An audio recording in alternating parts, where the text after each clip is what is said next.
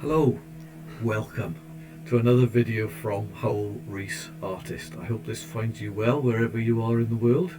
Here in the UK we're having for us, a little bit of a heat wave. It's pathetic compared to other parts of the world, but hey, we enjoy a little bit of warmth as well when we get a chance, which isn't often. What I thought I would like to do today is show you how it's possible with digital painting to just have a bit of fun. I really enjoy what I do. It's my work, it's something I make a living from, but it's also something which is tremendously enjoyable. And I certainly believe in the adage that if you find something that you enjoy, you'll never work for another day in your life.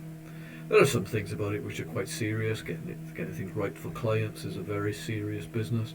But underneath it all, it's something which I really enjoy and have a lot of fun with.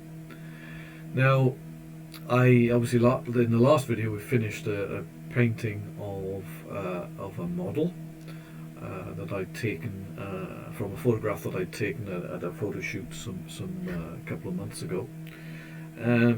So I was thinking afterwards, well, what am I going to do for next week? And my mind went back to the fact that I haven't done a flower painting for a while. And I love painting flowers. I love taking photographs of flowers. I have quite a large stock of photographs of flowers to choose from. But then Friday, my wife had taken a day off from her work, and I went along with her and my daughter-in-law, my grandchildren, to a local gardens called Trentham Gardens. Which is very lovely. If you're ever in the Stoke-on-Trent area, it's a beautiful place to go and visit. We went there, and I took my camera along, largely to photograph, I must admit, to photograph my grandchildren. But there were some lovely flowers there, so I took some photographs of some flowers. When I got back to my desk then on Monday morning and was starting to think a little bit more about this video before I got into the main work of the week, I looked at what I'd done, and if I can show you, I chose a flower here which I should have there's the original photograph of the flower, a very showy flower, a lovely red and yellow with the stamens and the anthers, sort of very upstanding in the middle of the flower. And I thought, okay, there's something maybe that I can do with here. And this is where the fun started to kick in, because then you start to get creative and use one's painting skills, but also actually in this case very much the sort of facilities that the software that I use, which is called Adobe Photoshop, provide. So the first thing I did was mask away the background, because I wasn't very interested in that. That didn't seem to make a lot of sense to me. And the next thing I did then was actually paint the whole flower. Now this is I've moved it slightly to centre it up. But I painted, and if I just flick the paint layer on and off, I painted the whole flower, but then it actually deleted the big leaf at the big petal at the top and the three lower petals, and it ended up with this sort of almost like a wing shape with the stamens and anthers in the middle, and the lovely contrast between the yellow and the red. I thought, maybe I've got something here. Wonder what I can do with that. And I thought, I wonder what happens if I turn it through 90 degrees. Okay, that sounds interesting. So I just rotated it in the software. And I thought, well, actually, I wonder if I can flip it over and see what happens then. And actually, that's sort of starting to get a little bit interesting. You're starting to get all the lovely play of light on the leaves, the petals, I should say, of the flower. The lovely shapes of the the veins in the petals and the stamens and the anthers and the play of colour, that's starting to look sort of, it might be something there that might make an interesting final painting. But what am I going to put in the background? Well, I had a little think about it and had a little look around in my library, and I went back to this painting which I'd done some time ago, earlier this year, of a flower that I'd taken a photograph. I think I took a photograph last year, and I painted it earlier this year. And I thought, okay, that might work. It's the wrong colour.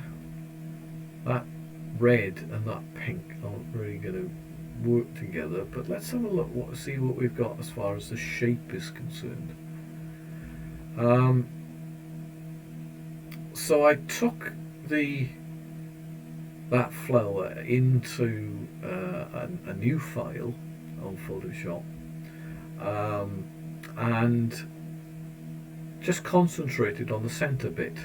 So I've just literally, as you can see, I've just taken that central section where all of the veins and the leaves, the petals, I keep calling them leaves, don't I? On the petals are coming together into that sort of star shape of darker area with the stamens and the anthers in that flower. So I thought, great, let's actually see what we can make of that. But so then I brought in the two flowers from the Trentham photograph that I painted. Okay, that's starting to look interesting. That central area of stamens and anthers on the pink flower fills up that central hole quite nicely. But I've got to do something about the colour. Now that's very easy in Photoshop. You can create something called a hue saturation layer, and you can change the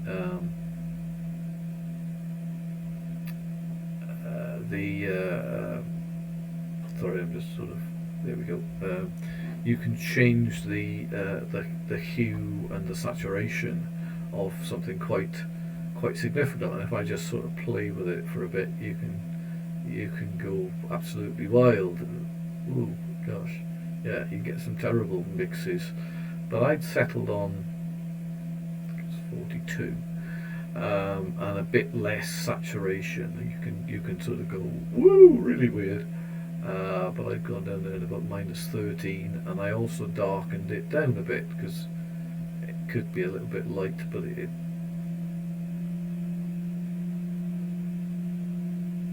I think it was somewhere around 25, wasn't it?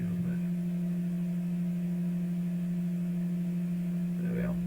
I settled on that. So there we go. So we've gone from that, well, painted, to that. Now up to there. What else can we do with it, perhaps? Well, the next thing I did actually was think about the vibrance of it, because you've got lovely plays of light across the petals of the big flower. And what do you do with that? So I used something called a vibrance layer in Photoshop, which does have a very dramatic effect just by creating this vibrance layer.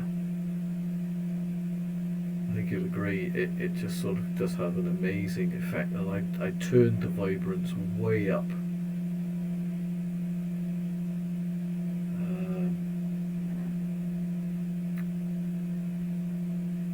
To magnify the effect, and I think, okay, yeah, there's something here.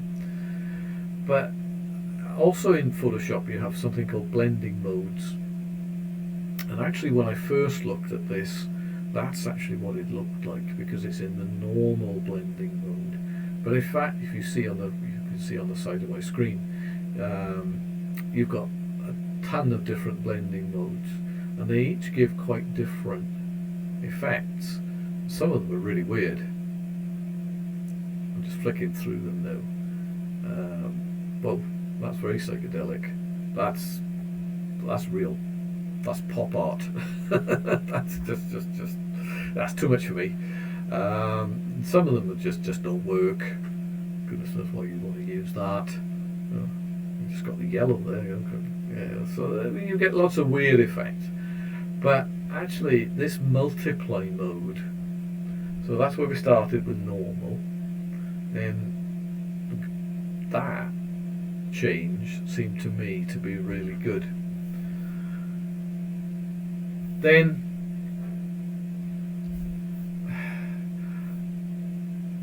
I had to make a little change to this because I actually want to make a print of this, and it's always a good check when you're working on a bright LED monitor to remember that when you print something onto paper, paper's just paper.